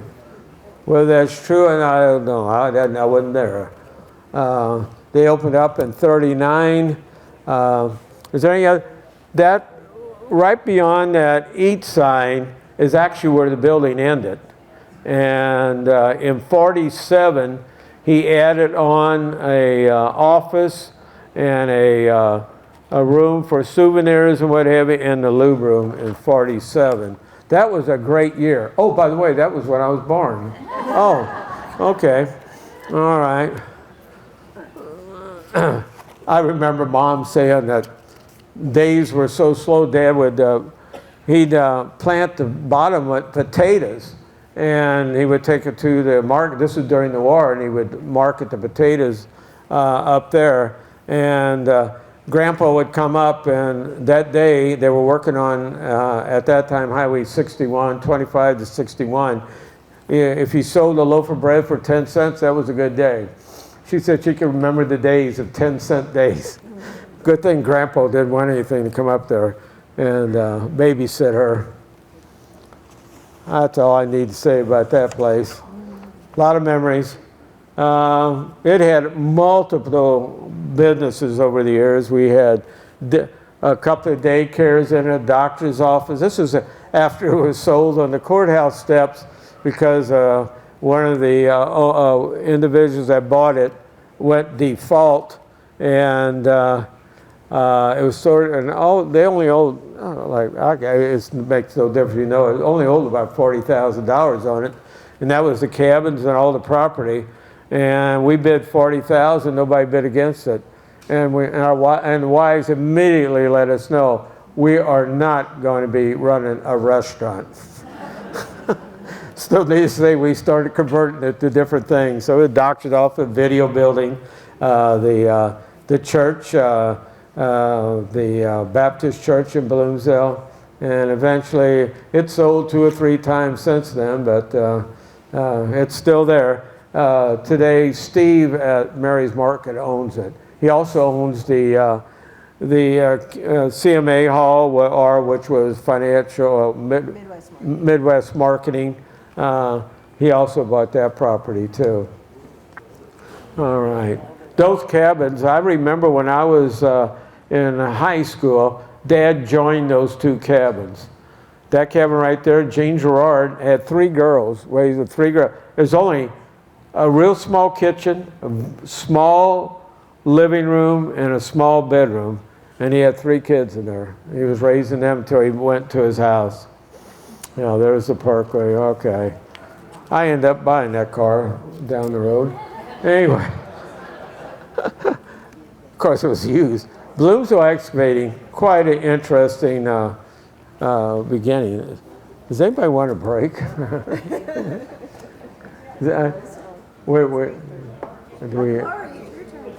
I would say I could probably finish this in a half hour. I'm sorry, but there's a lot of material here.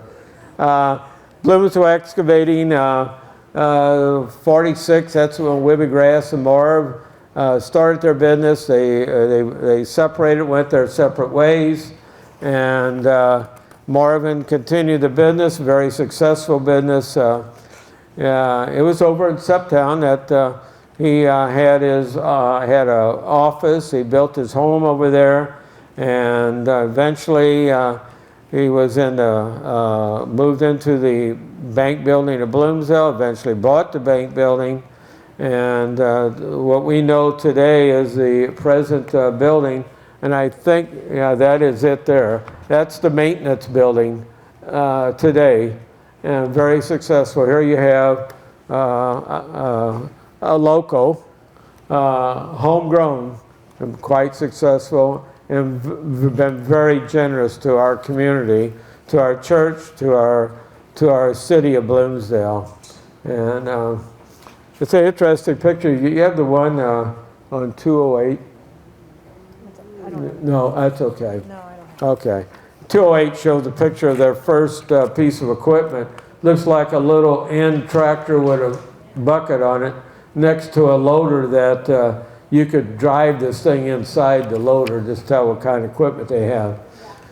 We had other businesses come in.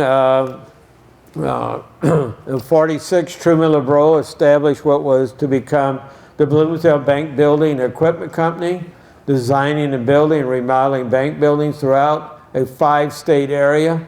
He started business on the 2nd floor of Grass's Mercantile, and employed a lot of people over the years.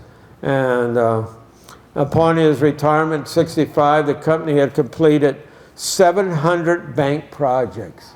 Unbelievable. He was responsible for much of the quality of work to be done in building our church, and responsible for our bell tower. Skip over. Huh? Skip to 221 now. 221? Yeah. Okay. Yeah. Picture right shows the John Drury House. And that was right across from the church, and you can see the building next door. And that was Dick with the Phillips 66 station down in Bloomsdale. It opened in '72. It was opened as a full-service station. No, that's wrong. Oh, okay, by Joe Icevice of St. Genevieve, but until the '72. He didn't have it that long. Rich Holst bought the business and was partners with his brother-in-law, Mike Bowman, for just a few months. And then Dick bought Mike's half, and the partnership continued the business. And there's another place that was quite an asset to the community. I often tell Dick how I missed a car wash down there, and he never made any money on that car wash. That was just a perk he gave the community, keeping that car wash going. It was the cheapest car wash around. Next. Where are you at? Is it 223? Classic, okay. Yeah, I vaguely remember that. That was a little ice cream shop right there where Earl and Ed Bollinger had their business. That was their business, and I think his parent, Ed and Bernice Bollinger, purchased 2 acres of land for Henry Kurtz. They built a small ice cream shop, and they called it E&B Dairy Mart. And they sold the property to Earl and his wife Elaine. In '73, Elaine renovated the building into a beauty salon. And I think she was getting ready to do something with it. And Earl calls her up one day and says, hey, I think our problem's been solved. Somebody a tractor trailer backed into it and pretty well tore it up. He said, well, that takes care of that. In '92, Elaine's family had grown and she was ready to go back into business. She built a beautiful new salon in the same property. It still sits down there. And I don't know if they have that picture or not. Should be. They do. Say Next. Yeah, that's it today, and we still see it down there today. And the welding shop, first it was Earl's Welding Shop, then Bloomsdale Welding Company took it over.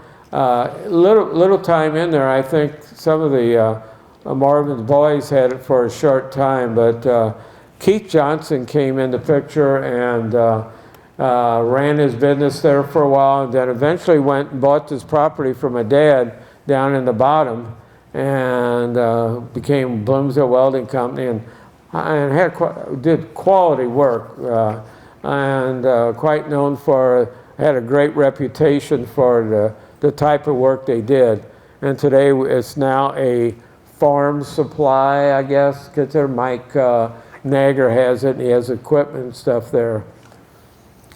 Financial supply. Oh, this is the senior apartments.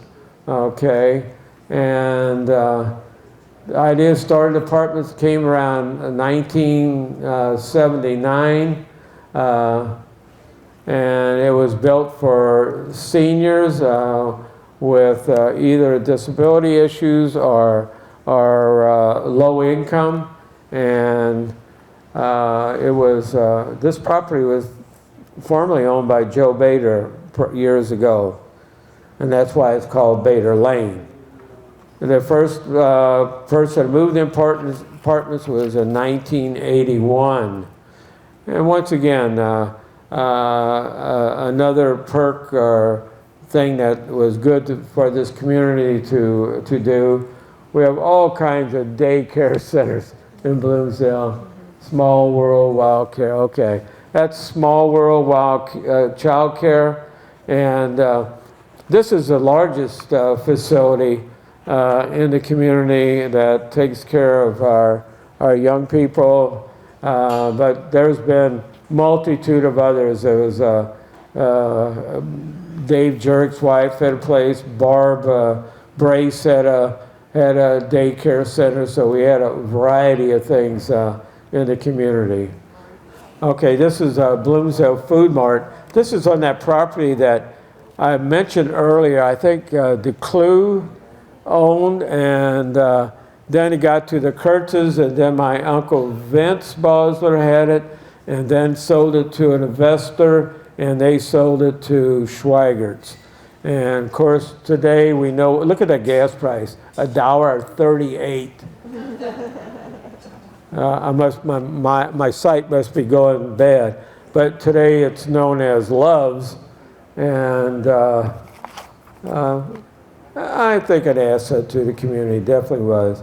We have the K, we have that? Then we're going to go to the CED. Yeah, CED, okay. Okay, that contemporary engineering design, that was Beat that had that. He had it for years. It was a specialty tool, my understanding, was in that building, and they got rid of it several years ago, and another company took it over. I think they're doing the same thing, specialty tools. At this time, don't know, do we want to do any more? Well, that's really good. I think that pretty well covers it. I do want to say something about Septown. If I had time, I'd like to spend more time on it, but this is one of our daycare centers, Burgert's in Bloomsdale. But Septown, there was a Hillcrest, was a little service station and convenience store, and it was right there where today, let's see, Brian Bowman has his business there. Brad Bowman. Brad? Okay, yeah, that's right. Brad Bowman has his business there. But there was several businesses. Schaefer and Sadler had a business going there with sawdust, and I remember Truck Transport, which was Shilley Incorporated, that's LLI. Ben Shilley was his name, and they were on a trucking company for that location. As you go on, we know Bloomsdale Excavating was there. Right behind on Bodine Road, Carl Schaefer and Delmer Schwent built a building. There was a tab shop. What was it called? What? Precision Graphics. That was their business, wasn't it? Okay. Then the business developed, and they ended up over there by Highway 61, that big building there. They ended up over there. Financial Supply was in that building for a while, and now our veterinarian office is there in Bloomsdale. I think of Mike Lurk and his wife Mary with the business that they got. Here we got it. Now they got a homegrown in our community. The jobs are providing for our community. Locals doing that for us. No big manufacturer, no big company coming in, just small family operated businesses that provide jobs and things for us. There was even peach orchards and stuff the Schaefers and Vioxx had over the years. So there was a lot going on over in that area that complemented our area. Oh, yeah, I can't forget Speed. It's Speed down there is the only mechanical place we have in Bloomsdale that works on an automobile. They work on anything. And I'll tell you, when I take stuff down there, they get junk. I take old tractors and stuff down there to fix it.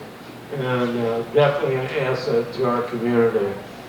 And there was a lot of things we had going on in Bloomsdale. I don't know if people realize Bill Fallert Sr. had a meat processing, Vince Orman had electric, with P.I. LaRose, Gus Ice, and all kinds of people, Harry Dilmar, they were carpenters.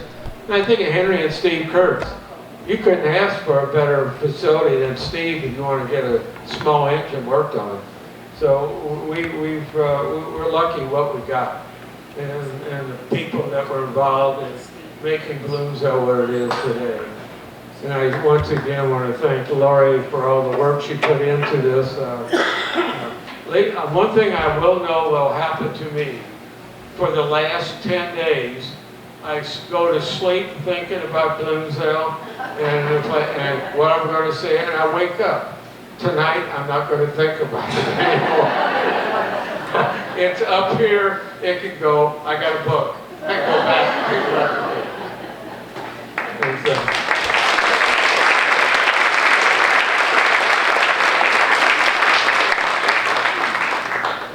The book is Laurie Fallert's book, and that is for sale. Laurie, want to tell us about that? Yeah.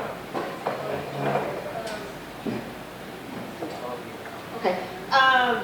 Don't have much to say. Jim pretty much said it all. But I do have books, and I do have some USB drives up at the door. I can meet you up there. I only had about 20, and I know a couple of them have already gone. But I can take orders for anyone who's interested, and I can get some more printed and get them to you. And there's USB drives. If you have a laptop or something, you would just as soon purchase that. Those are 20, the books are 40. So I'll see you up there. Thank you. And thanks again to Bloomsdale.